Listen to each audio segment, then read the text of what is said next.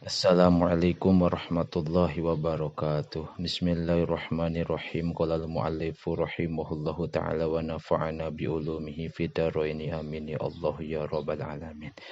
Wa mimma sareng eta tetep dina sapalihna perkara yazidu anu matak nambahan ieu ma fi rizki dina rizki.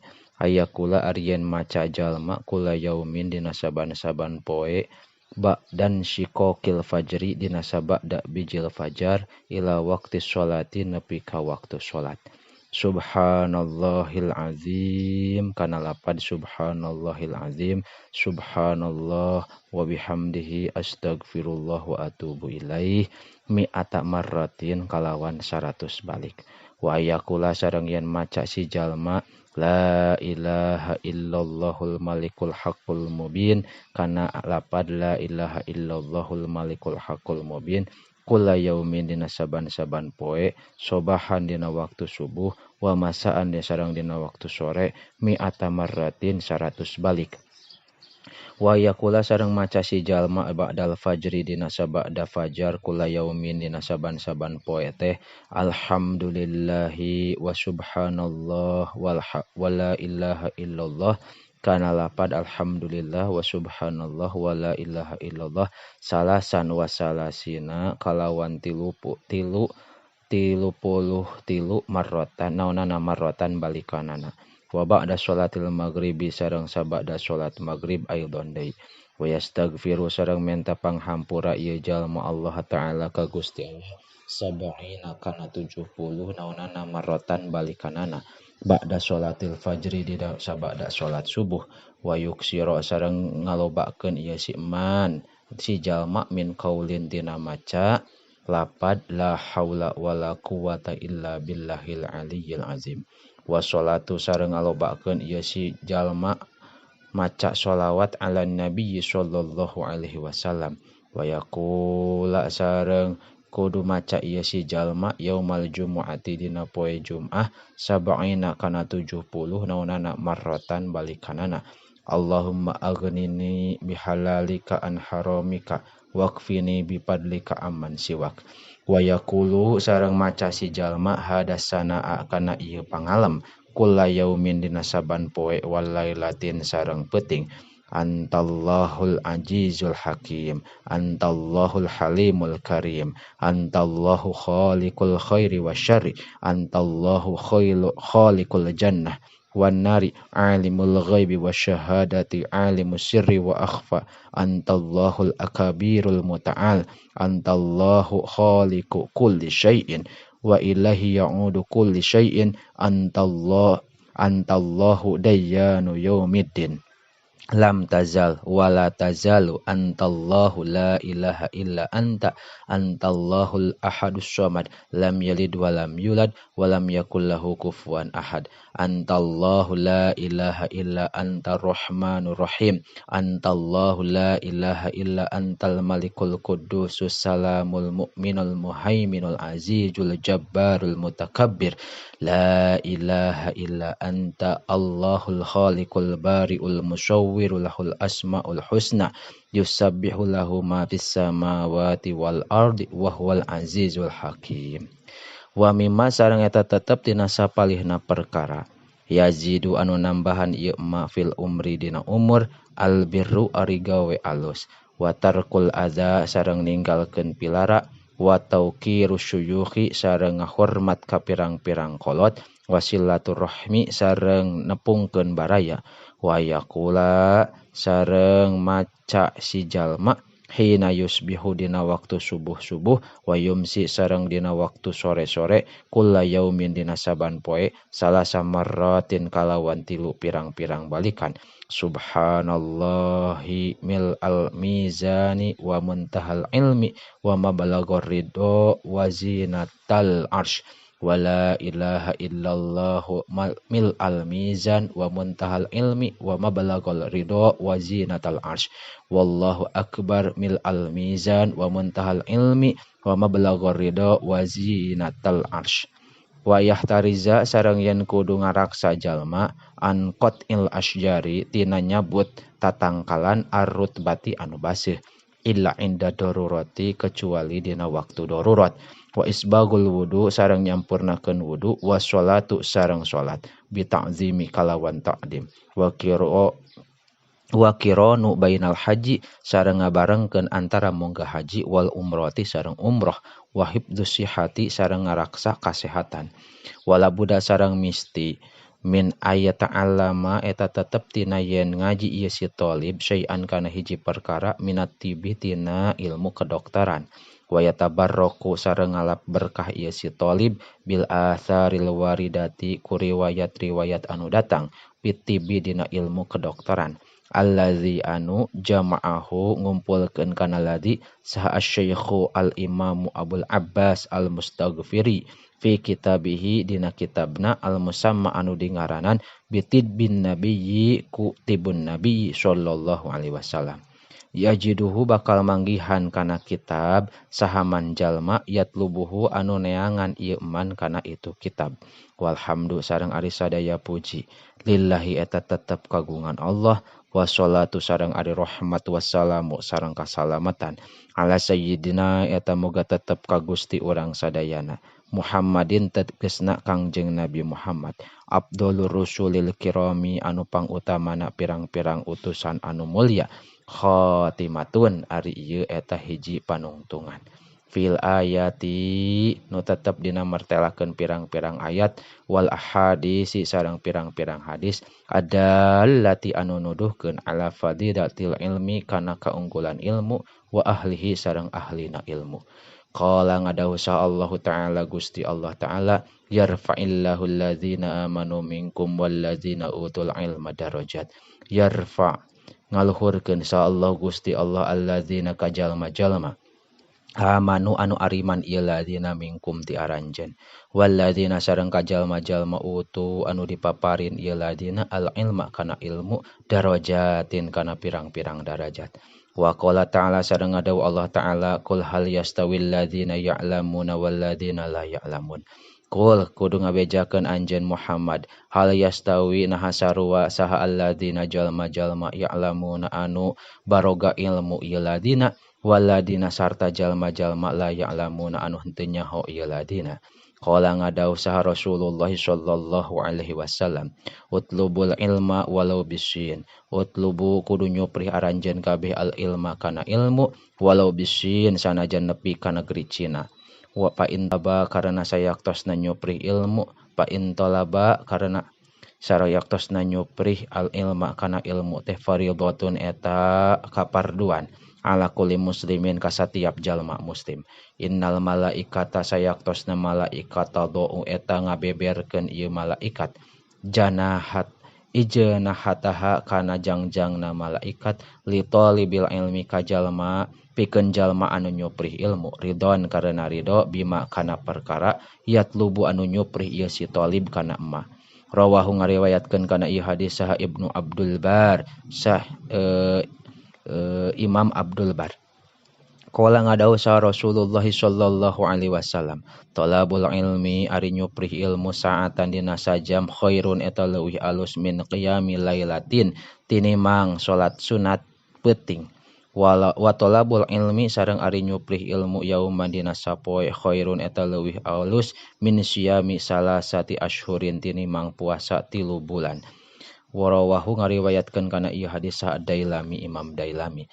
Qala ngadawusan Nabi sallallahu alaihi wasallam man ari sajalma talaba eta nyuprih ieu man al ilma kana ilmu kana bukti ieu man teh kafaratan eta jadi panglebur liman pikeun lima kana perkara modo anu geus kaliwat ieu mah.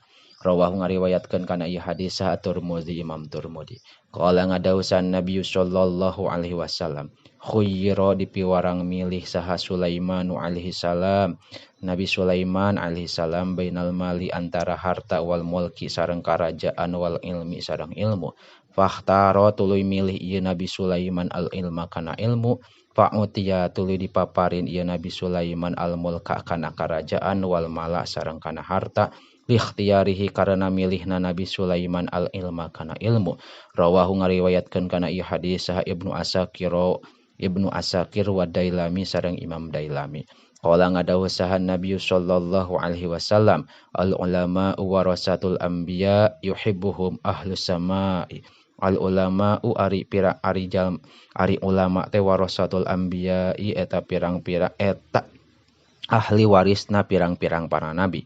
Wa yuhibbuhum anu mika cinta ka ulama saha ahlus samai ahli langit. Wa yastagfiru sareng menta panghampura lahum ka itu ulama naon al khitanu sasatuan pil bahri anu aya di lautan. Iza matu di mana-mana maut ieu ulama ila yaumil qiyamati nepikeun ka poe kiamah. Rawahu ngariwayatkeun kana ieu hadis saha Ibnu Najjar, Imam Ibnu Najjar. Qala ngadawusan Nabi sallallahu alaihi wasallam, man yuridillahu bihi khairan yufaqihu fiddin. Man ari saha jalma yuridi anu eta ngeresakeun sa Allah Gusti Allah bihi ka man khairan kana kaalusan yufaqihu tah maparin ngarti Allah ka ieu man fiddini dina agama. Rawahu ngariwayatkeun kana ieu hadis al Bukhari Imam Bukhari. Qala ngadawu saha Nabi sallallahu alaihi wasallam, ma'abadallaha bisyai'in afdala minal fiqhi fid dini wala faqihun wahidun asyadu ala syaitani min alfi abidin. Ma'abadah henteu ibadah ieu jalma Allah ka Gusti Allah bisyai'in ku hiji perkara afdala anu leuwih utama minal fiqhi tinimbang ngarti fid dini dina agama wala faqihun wahidatun sareng ari jalma ahli fikih anu saurang asyadu eta leuwih banget ala syaitani ngelehkeun ka setan min alfi abidin tinimbang 1000 jalma anu ahli ibadah. Walikuli syai'in sareng eta tetep pikeun satiap perkara imadun ari tihang wa imadu hadadin sareng ari tihang na ieu agama al fiqhu eta fikih. Rawahu ngariwayatkeun kana ieu hadis at-Tabrani Imam Tabrani wal Baihaqi sareng Imam Baihaqi. Qala ngadawusan Nabi sallallahu alaihi wasallam, iza mata di mana-mana maut sal alimu jalma anu berilmu sawwarahu tanga gambarkeun ka ieu alim sa Allah Gusti Allah ilmahu kana ilmu na ieu alim fi qabrihi dina jero kuburanana si alim yuk nisuhu ngaluludeung ieu ilmu kasih alim ila yaumil qiyamati nepikeun ka poe kiamah. Wa yadra'u sareng ngajaga ieu ilmu anhu ti alim hawa mal ardi kana pirang-pirang sato gegeremetan anu aya di bumi. Rawahu ngariwayatkeun kana ieu hadis Ad-Dailami Imam Dailami. Qala ngadawusan Nabi sallallahu alaihi wasallam, man ari saha jalma allama eta ngajarkeun ieu man ilman kana hiji ilmu falahu mangka eta tetep pikeun ieu man teh ajruman ari ganjaran jalma amila anu ngamalkeun ieu man bihi kana itu ilmu walayun qasu sareng henteu dikurangan ieu man min ajril amili tina ganjaran anu ngamalkeunana. Rawahu ngariwayatkeun kana ieu hadis sah Ibnu Majah Imam Ibnu Majah. Qala ngadawusan Nabi sallallahu alaihi wasallam, li ayah dia yakin ari nuduhkeun insyaallah Gusti Allah bika ka anjeun rajulan ka hiji lalaki khairun eta leuwih alus laka pikeun anjeun minad dunya ti batan dunya wa ma sareng perkara fiha nu eta tetep dina dunya. Rawahu ngariwayatkeun kana ieu hadis Ahmadu Imam Ahmad. Qala ngadawusan Nabi sallallahu alaihi wasallam, ayyuma rajulin ari sahabae hiji lalaki atahu eta anu maparin ka rajul saha Allah Gusti Allah ilman kana ilmu pakatamahu tuluy nyumputkeun ieu rajul kana ilmu aljamahu tah bakal ngadalian ka eta rajul sa Allah Gusti Allah yaumal qiyamati dina poe kiamah bilu jamin ku kadali minan narin tina neraka. Rawahu ngariwayatkeun kana ieu hadis Tabrani Imam Tabrani. Qala ngadawusan Nabi sallallahu alaihi wasallam, man ari saha jalma ta'allama eta ngaji ieu man ilman kana hiji ilmu mimma tina perkara ia betagi anu nyupri ieu man bihi ku itu ilmu teh wajhallahi karena ridho ka Allah la yata'allamuhu anu henteu ngaji ieu man kana eta ilmu illa liyusiba angin supaya menangkeun si eman arodon kana harta banda mina dunya tina kadunyaan lam yajid tamual manggihan ieu eman aropal jannah arapal jannati kana seungitna surga yaumal kiamati dina poe kiamah. Rawahu ngariwayatkeun kana ieu hadis sa Nasai Imam Nasai qala ngadausan Nabi sallallahu alaihi wasallam manari sajalma ta'allama eta ngaji ieu man al ilma kana ilmu liubahia karena rek gumede ieu si eman bihi ku eta ilmu al ulama ka pirang-pirang ulama au yumaria atawa rek nyawad ieu man bihi ku itu ilmu te asufaha ka pirang-pirang jalma anu bodoh au yusrifa tawarek mengkolkeun ieu man bihi ku ilmu te wujuhan nasi kana beungeutna jalma-jalma ilaihi ka eta man adkhalahu bakal ngasupkeun ka ieu man saallahu Gusti Allah jahannama kana neraka jahanam. Rawahu ngariwayatkeun kana ieu hadis sah Ibnu Majah Syekh Imam Ibnu Majah wa qala sareng ngadawu saha Nabi sallallahu alaihi wasallam al ulama'u ari ulama warasatul anbiya'i eta ahli warisna para nabi warisu anu nampi warisan ieu ulama al ilma kana ilmu paman ari saha jalma akhodahu eta nyokot man kana ilmu akhoda geus nyokot ieu man bihaddi wafirin kana bagian anu sampurna waman sareng ari saha jalma salaka eta ngambah ieu man torikon kana hiji jalan yala tamisu anu nyupri ieu man fihi di eta jalan ilman kana ilmu sahala tah ngagampangkeun saha Allah Gusti Allah lahu pikeun ieu man tarikon kana jalan ilal jannati ka surga. Rawahu ngariwayatkeun kana ieu hadis sa Turmudi Imam Turmudi. Allahumma ya Allah alhimna buka maparin ilham atau ngailhamkeun Gusti ka urang sadayana ilman kana ilmu nafqahu anu bisa ngarti abdi sadayana kana eta ilmu bihi nafqahu anu bisa ngarti urang sadayana bihi ku eta ilmu awamiraka kana pirang-pirang parentah Gusti wa nawahiyaka sareng kana pirang-pirang panglarang Gusti warzuqna sareng mugi ngarizkian Gusti ka abdi sadayana fahman kana paham na'lamu anu terang urang sadayana bihi ku eta paham kaifa kana kumaha cara nunaji ka munajat abdi sadayana ka Gusti ya arhamar rahimin heidat anu pang asihna anu arasi amin ya Allah ya rabbal alamin. Wallahu a'lamu bissawab.